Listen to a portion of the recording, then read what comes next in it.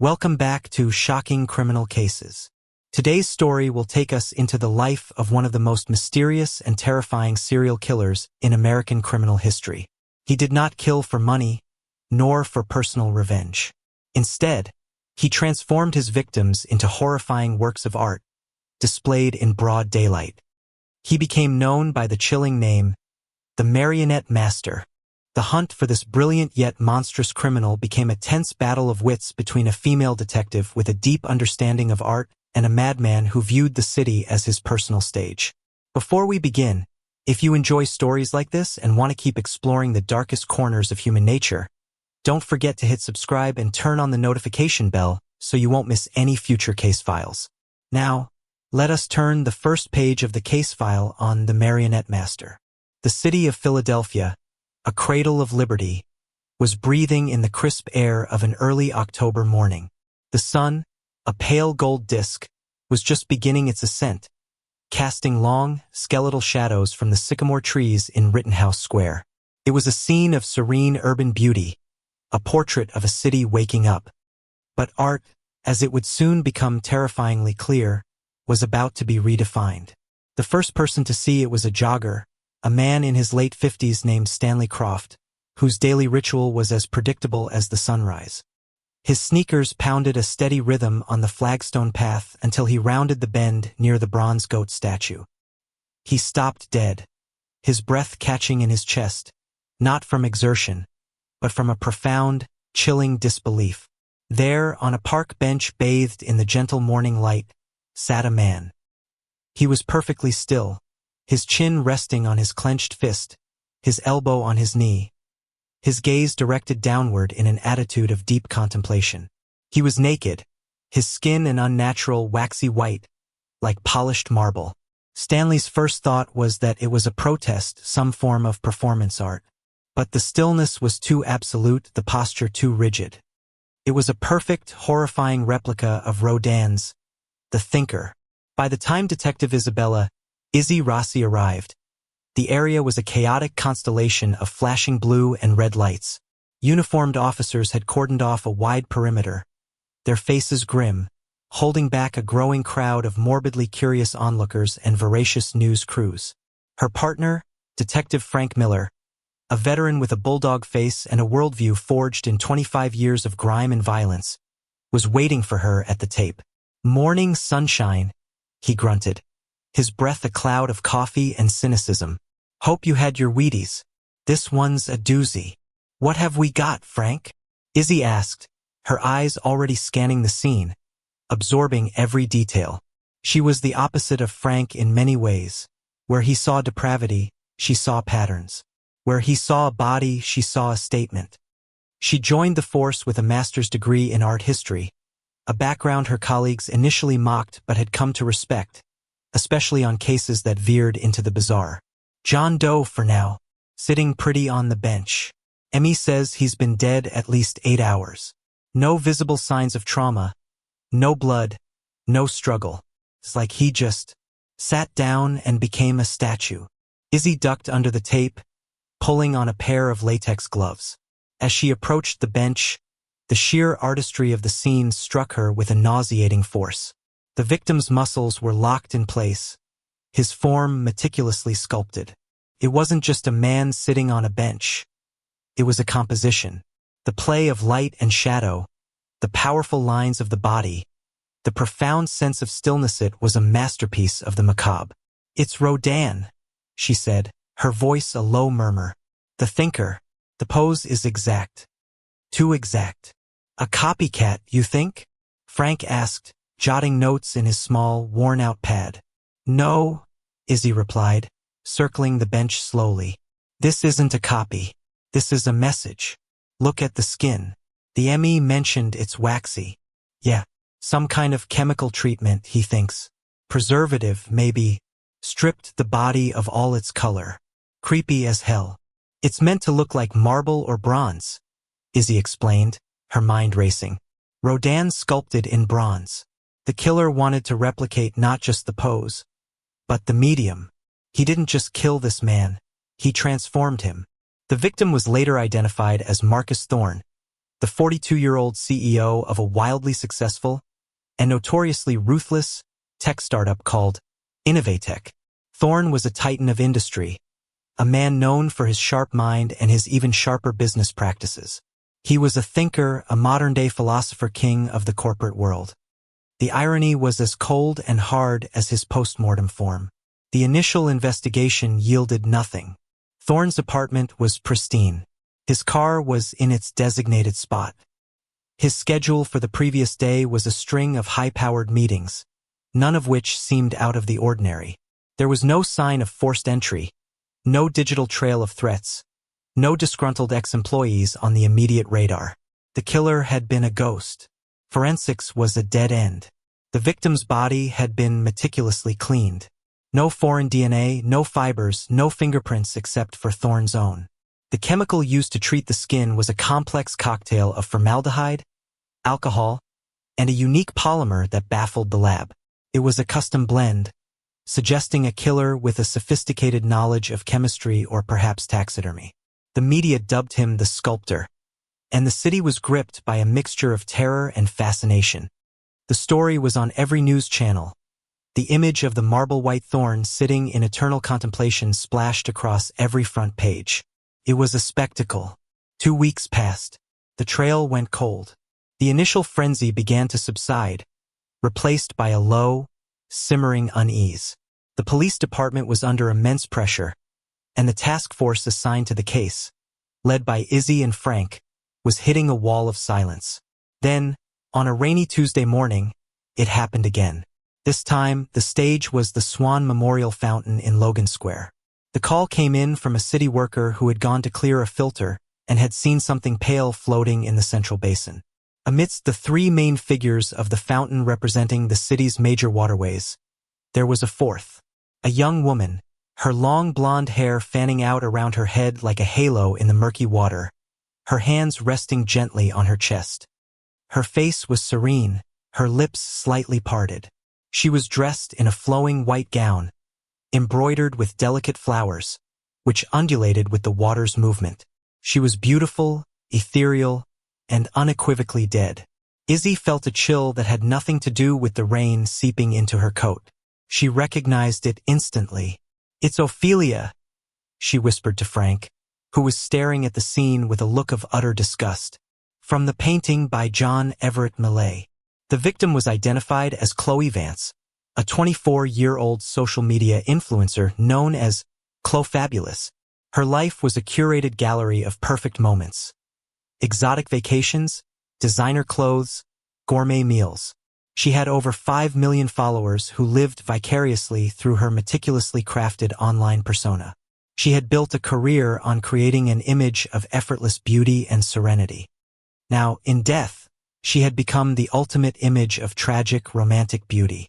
Like Thorne, her body had been treated with the same chemical cocktail, giving her skin a pale, pre-Raphaelite glow. The cause of death was drowning, but the ME confirmed she hadn't drowned in the fountain.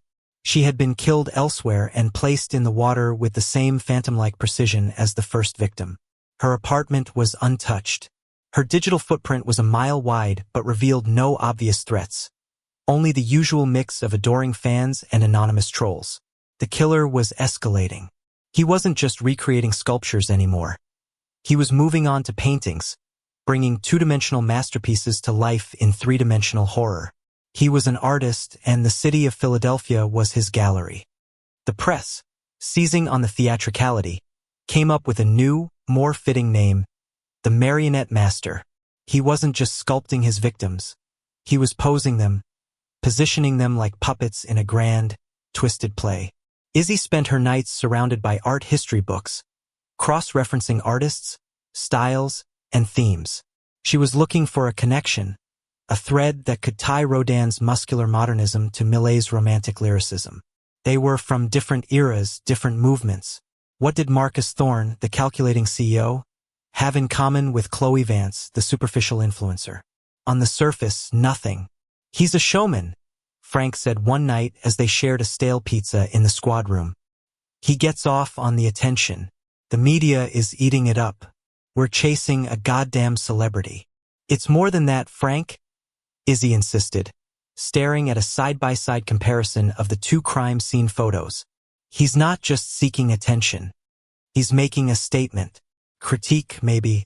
Thorne, the thinker, was a man celebrated for his mind, but many said he lacked a soul, a heart. He was cold, calculating. The killer turned him into a cold, hard object of thought. Chloe Vance lived her life on the surface, all beauty and no substance, chasing an idealized, romanticized version of reality. The killer turned her into the ultimate romantic tragedy, Ophelia, a woman who drowned in her own sorrow and madness. He's creating a kind of fatal irony.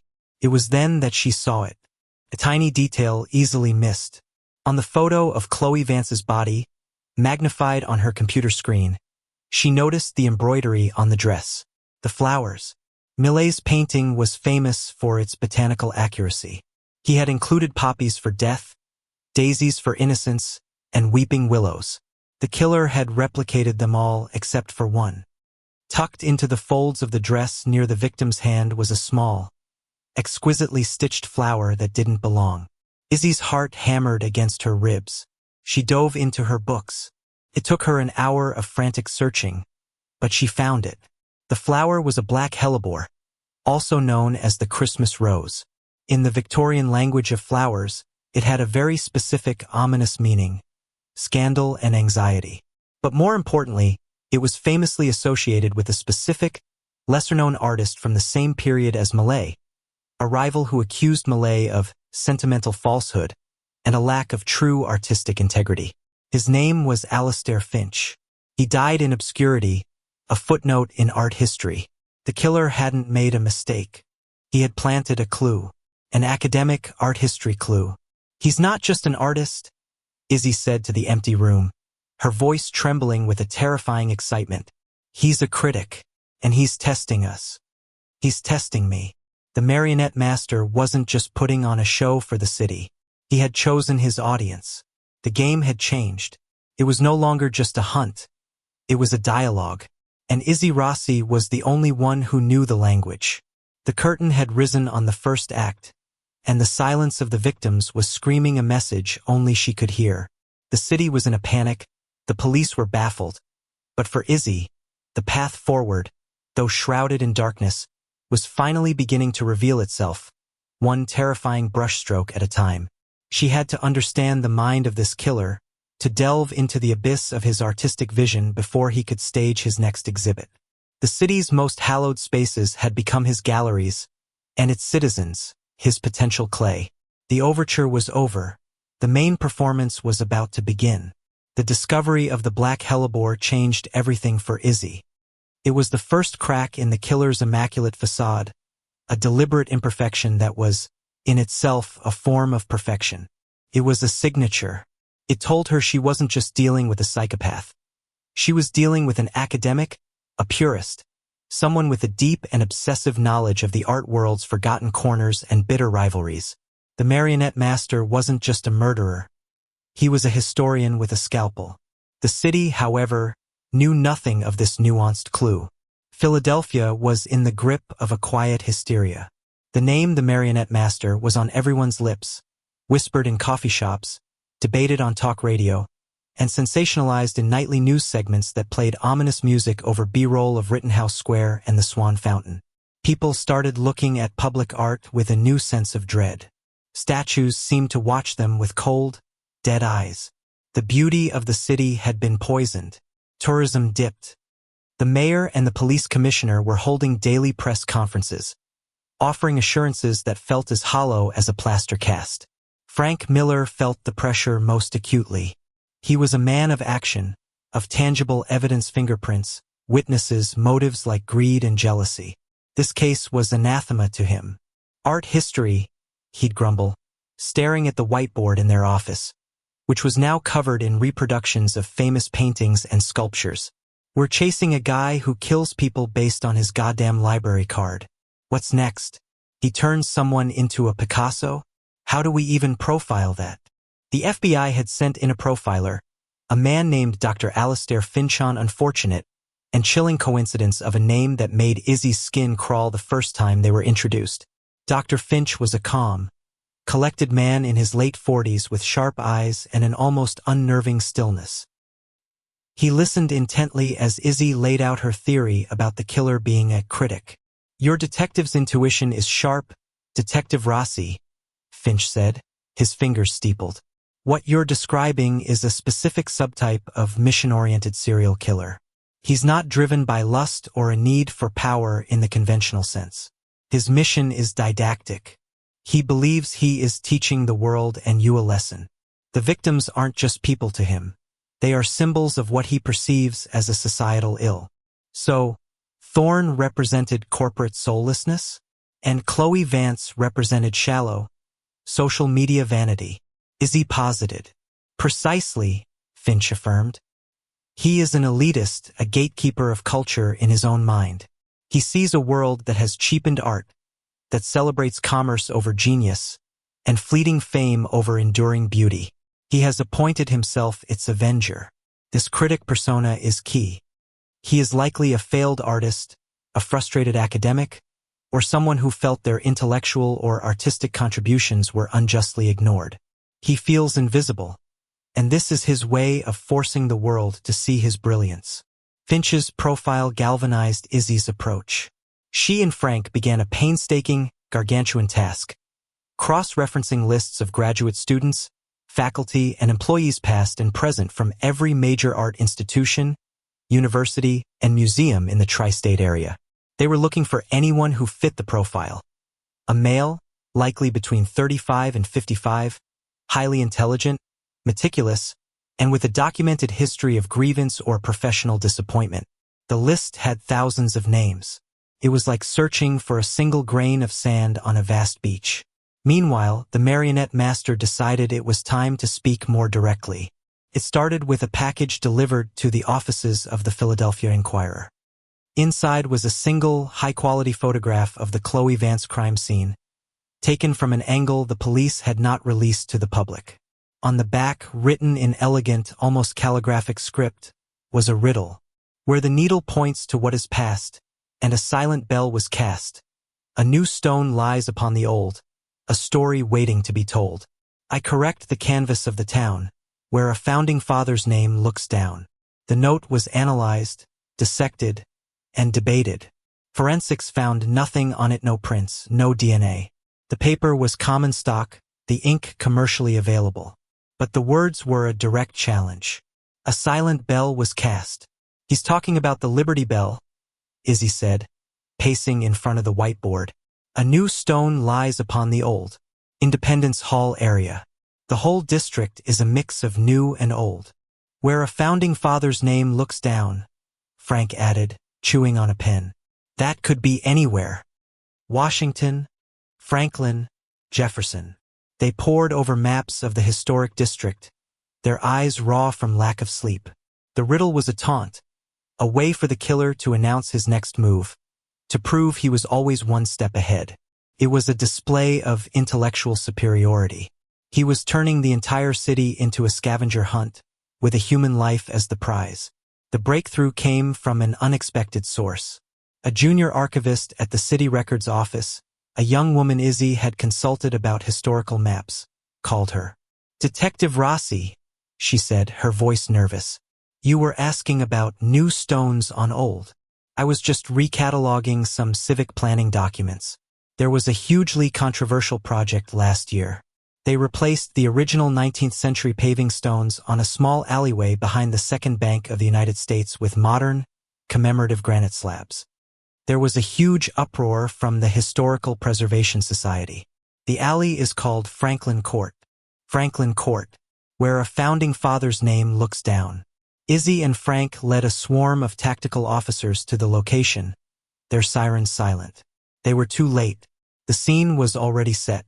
In the center of the refurbished alleyway, propped against the brick wall of a building bearing Benjamin Franklin's name on a plaque, was the marionette master's third creation. The victim was a man, dressed in the powdered wig and 18th century attire of a colonial politician. He was seated at a small wooden desk, a quill pen clutched in his hand, poised over a replica of the Declaration of Independence. He was posed to mimic a figure from John Trumbull's famous painting, Declaration of Independence. The victim was identified as Councilman Walter Thorne, a man widely accused of taking bribes from the very real estate developers who had pushed through the controversial New Stone project in Franklin Court. He had, in effect, sold a piece of the city's history for profit. He was Marcus Thorne's uncle. The marionette master had now linked his victims. It wasn't random. It was a web of perceived corruption and cultural decay. And this time he left more than just a body. On the desk, next to the declaration, was a small, leather-bound book. It was a first edition of a collection of essays by Alastair Finch, the obscure Victorian art critic. The book was open to a specific page, a passage underlined in red ink. The modern artist does not create. He merely copies. He does not inspire, he merely sells. True art is not a commodity, but a reckoning. It must hold a mirror to society's decay, even if the reflection is monstrous. This was it. The Killer's Manifesto. The inclusion of the Alastair Finch book was a direct message to Izzy. He knew she'd identified his first clue. He was pleased. He was engaging her in his twisted game, acknowledging her as a worthy opponent, his personal critic. The thought sent a jolt of ice through her veins. This was no longer just a case. It was personal. He was inside her head. The city went into lockdown. The discovery of a third victim, so brazenly displayed in the heart of America's most historic square mile, shattered any remaining sense of security. The FBI took a more prominent role, but Finch insisted that Izzy remain the public face of the investigation. "He is speaking to you, detective," he told her in a private meeting. "If we change the audience, he may change the play entirely, become more erratic, more violent. You are our best and only link to his psychology." Izzy felt the weight of that responsibility crushing her. She was living and breathing the case, her apartment a chaotic mess of crime scene photos and art books. She barely slept, and when she did, her dreams were haunted by marble-skinned statues and the serene, dead eyes of Ophelia. The killer seemed to go quiet after the Franklin Court tableau. For weeks, there was nothing. The city held its breath. The police and FBI continued their painstaking work, narrowing down the list of suspects. They flagged a handful of Nemesa disgraced museum curator, a university professor denied tenure for his radical theories, an art restorer fired for misconduct. Each one was investigated, surveilled, but nothing concrete emerged. The psychological toll on Izzy was immense. She felt as though the marionette master was a shadow attached to her own, watching her every move, anticipating her every thought. She started to see his twisted aesthetic everywhere, in the arrangement of mannequins in a store window, in the posture of a homeless man sleeping on a bench. The line between the city and his gallery was blurring. Then came the next communication. This time, it was an email, sent from an untraceable, encrypted server to Izzy's personal police department account. The subject line was simply, "For the critic." The body of the email contained a single image and a line of text. The image was of a painting Izzy knew intimately. It was the Annunciation by Henry Ossawa Tanner, a masterpiece housed in the Philadelphia Museum of Art. Tanner was a black artist who had achieved international fame, a figure of immense historical and artistic significance to the city. The text below the image was a short, chilling verse. "Where light divine meets mortal frame, Izzy's blood ran cold." This was different. It wasn't a riddle about a location for a body already placed. It was a threat, ticking clock. He was going to kill someone and create a tableau of the Annunciation. "A student's hand," she read aloud to Frank and the task force. "He's targeting an art student."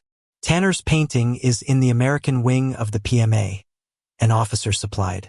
"Security there is tight." "He's not going to do it at the museum," Izzy said, her mind racing. "That's not his style. He uses public or semi-public spaces. He's telling us the what, not the where. The flaw. He's asking me to find a flaw in the original painting, a clue to the victim or the location." She projected the image of Tanner's Annunciation onto the main screen. It depicted a young Mary, startled from her sleep, looking at a brilliant pillar of divine light. It was a quiet, intimate, and powerfully human interpretation of the biblical scene. For 2 agonizing hours, Izzy and a team of art experts at a local university stared at the painting, analyzing every brushstroke, every shadow. "There's nothing," one of the experts finally said, exasperated. "It's considered a perfect composition. Tanner's use of light is revolutionary." "No," Izzy insisted, a knot of dread tightening in her stomach. "He said, find the flaw. He's a purist, a historian. The flaw isn't in the painting itself. It's in its context." She ran to her desk, pulling out a thick volume on Henry Ossawa Tanner. She flipped through the pages, her fingers flying, scanning for anything, any small detail. And then she found it. A footnote. In his early sketches for the Annunciation, Tanner had experimented with including a specific object on the nightstand next to Mary. A small, clay oil lamp, a common household item from the period. In the final painting, he removed it, opting for a more minimalist, mysterious source of light. The lamp was a historical detail he had ultimately chosen to discard. "The lamp," Izzy breathed. "The student's hand. There's a well-known art restoration program at the University of the Arts. They have a student workshop in the basement of their main building. It's known colloquially as the kiln, because of the old pottery kilns down there. They work with clay, with lamps. We have a list of students in that program," Frank said, already on the phone, barking orders.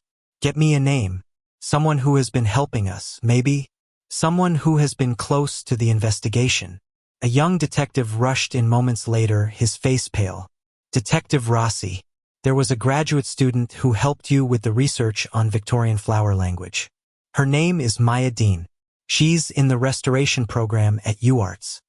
She hasn't answered her phone in 3 hours. Her roommate said she was going to work late at the workshop. The killer hadn't just chosen a victim who was a symbol. He had chosen someone connected to Izzy. He had breached her circle. This wasn't a critique of society anymore. It was a direct, vicious attack on her. The critic's gambit was complete. He had turned the detective into a player in his own horrifying masterpiece. As Izzy raced towards the university, she knew she wasn't just trying to save a life. She was trying to save herself from the monster she had unwillingly danced with in the dark. The drive to the University of the Arts was a blur of sirens and screaming tires. Every red light felt like a personal affront. Every second lost a victory for the monster they were chasing. Izzy's mind was a maelstrom of fear and fury.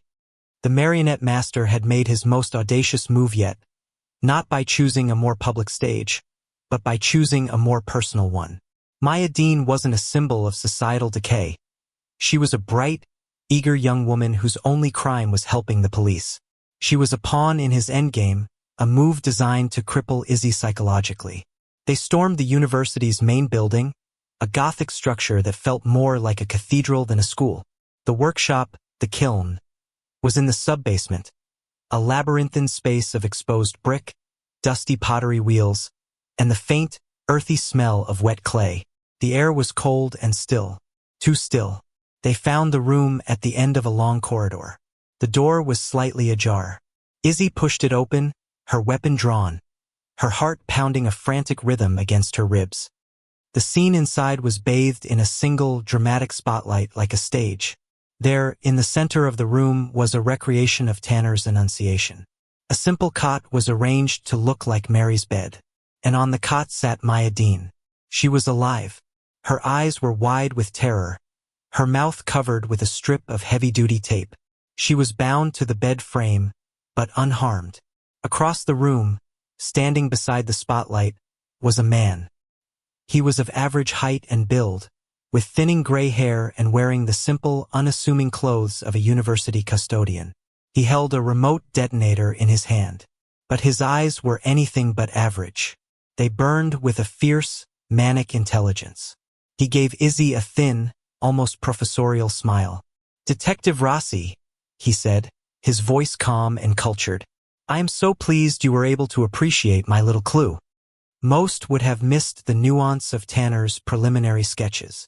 "Let her go," Izzy commanded, her voice steadier than she felt. Frank and the SWAT team were fanning out behind her, taking up positions.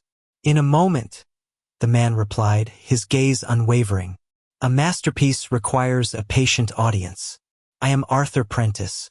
It is a pleasure to finally meet my most astute critic." The name clicked. Arthur Prentice. He was on their list, but so far down he hadn't been prioritized. A former art historian at the Philadelphia Museum of Art, fired 5 years ago for professional misconduct after he publicly and belligerently accused the board of displaying commercial trash over true masterpieces. Before that, he was a chemistry major. The pieces of the puzzle slammed into place with sickening clarity. "Why, Prentice?" Frank growled from the doorway. "Why do this?" Prentice let out a soft, pitying sigh. "Detective Miller, you see only the violence. But Detective Rossi, she understands. This city, this world has forgotten what matters. It celebrates vulgarity. It rewards shallowness. A man like Marcus Thorne builds a digital empire on fleeting code but creates nothing of permanence, of beauty. A child like Chloe Vance is worshipped for her manufactured perfection, while a master like Alastair Finch dies in poverty. A corrupt politician like Walter Thorne literally sells the cobblestones our forefathers walked upon. I haven't been killing people. I have been removing the blemishes from the canvas of this city and, in the process, creating something meaningful." "You're a murderer," Izzy said, taking a small step forward. "These people had lives, families. They had lifestyles," Prentice corrected, a flash of anger in his eyes. "Not lives. They were hollow. I simply gave them substance. I made them art. I made them immortal." He gestured towards Maya. She was to be my final masterpiece, the Annunciation, the moment of divine inspiration made flesh. A young, pure student, a vessel for the future of art, receiving the message. A fitting end, don't you think? Izzy's eyes darted around the room. She saw that the spotlight he was using was wired to a complex device attached to a series of chemical containers. It wasn't a bomb meant to kill with an explosion. It was a dispersal device, the same polymer cocktail he used on his victims. "That's not a bomb, is it?" Izzy said, keeping her voice level. "It's designed to spray, to encase her. You're not going to kill her. You're going to turn her into a living statue." The horror of it was beyond anything she had imagined. Prentice's smile widened. "Astounding, detective. Truly. You see the art behind the act." Yes, she would live, trapped in a perfect, eternal moment of divine revelation. A living masterpiece. My magnum opus. Maya began to sob, her muffled cries filling the tense silence. Izzy knew she couldn't risk a firefight. One stray bullet could hit the device or Prentice could press the button out of spite. She had to use the one weapon he was susceptible to, his ego. She had to become the critic he wanted her to be. "It's brilliant, Arthur," she said, lowering her gun slightly. Frank shot her a look of disbelief.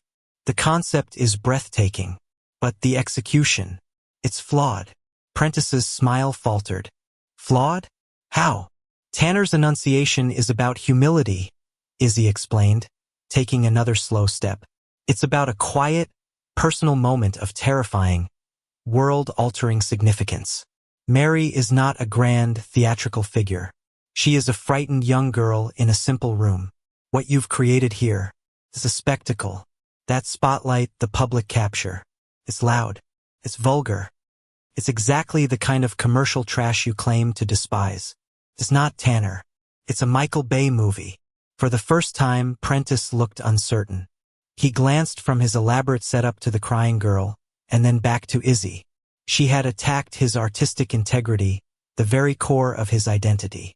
"You're wrong," he stammered, his voice losing its confident edge. "It's a statement." "Is it?" Izzy pressed, her voice dripping with intellectual disdain. "Or is it a desperate plea for attention? A true master doesn't need to scream his genius from the rooftops. His work speaks for itself. Rodin didn't need a spotlight. Millet didn't need a press conference. Your first two works were silent, powerful. They appeared as if by magic. This is just a childish tantrum. You've become the very thing you hate. "This isn't a masterpiece, Arthur. It's a failure." Rage and confusion warred on Prentice's face. He was an artist being given a bad review by the only critic he respected. His entire mission, his life's work, was being invalidated. His hand, holding the detonator, trembled. It was the opening they needed. In that split second of profound psychological distraction, Frank gave the signal. 2 SWAT officers deployed tasers from opposite sides of the room. The electrical arcs hissed through the air, and the barbs slammed into Prentice's back.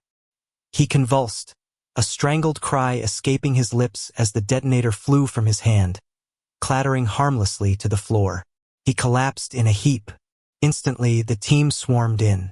Frank secured the detonator while Izzy rushed to Maya, cutting the tape from her mouth and untying her bonds.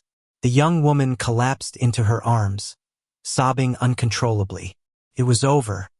The marionette master, the brilliant, terrifying artist of death, was just a man named Arthur Prentice, a man undone not by a bullet, but by a bad review.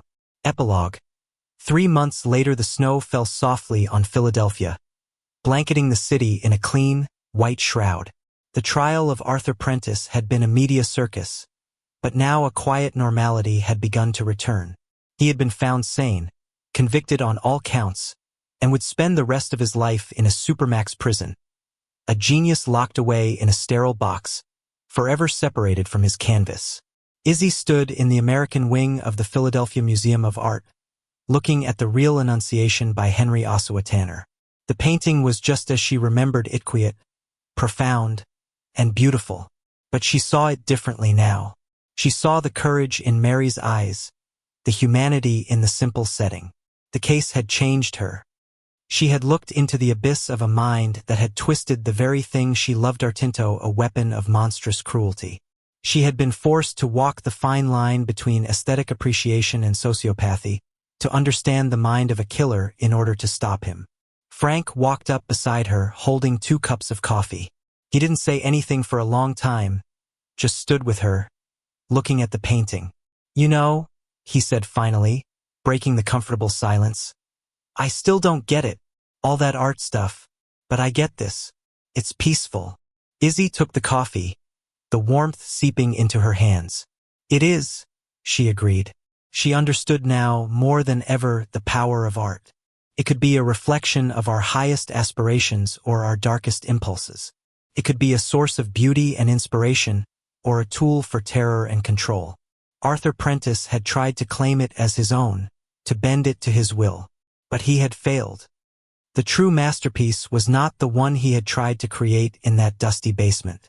It was the resilience of a city, the bravery of a young woman, and the quiet, enduring power of a painting on a museum wall, a silent testament to the light that no darkness could ever truly extinguish.